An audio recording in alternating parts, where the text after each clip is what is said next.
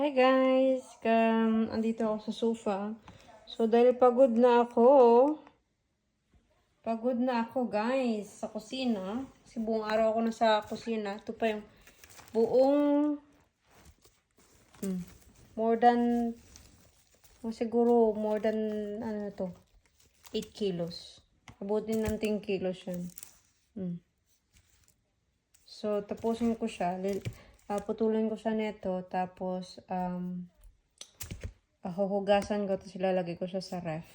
Freezer namin pala. So, continue tayo guys. Maglinis.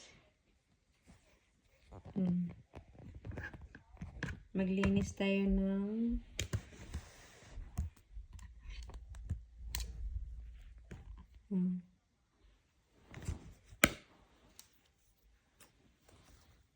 linisan natin.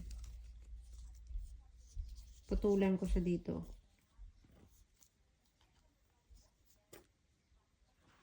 Tapos dito natin siya ilalagay guys. Diyan sa aking lalagyan. Tamad na kasi ako eh. Tamad na ako punta sa kusina.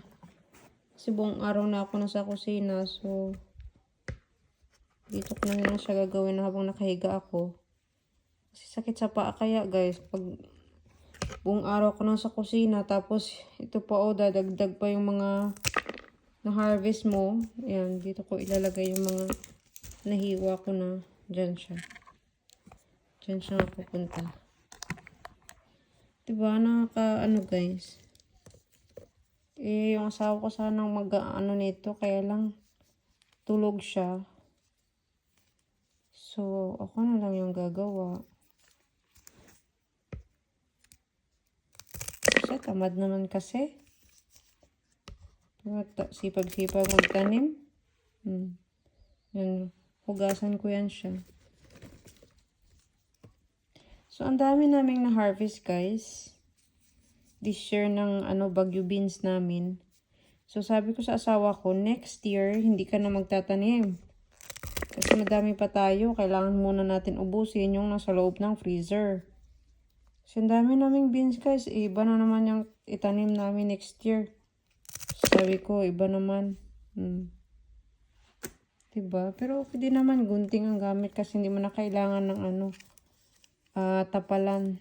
Yung kahoy na Pwede na rin siya. Diba? Kahit malaki yung hiwa, okay lang. Madami-dami naman to. Kaya, ayan. Diba?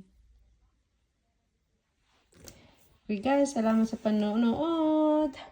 Tapusin ko lang to. Tapos, kita ko sa inyo yung nagupit na namin. Okay guys, bye!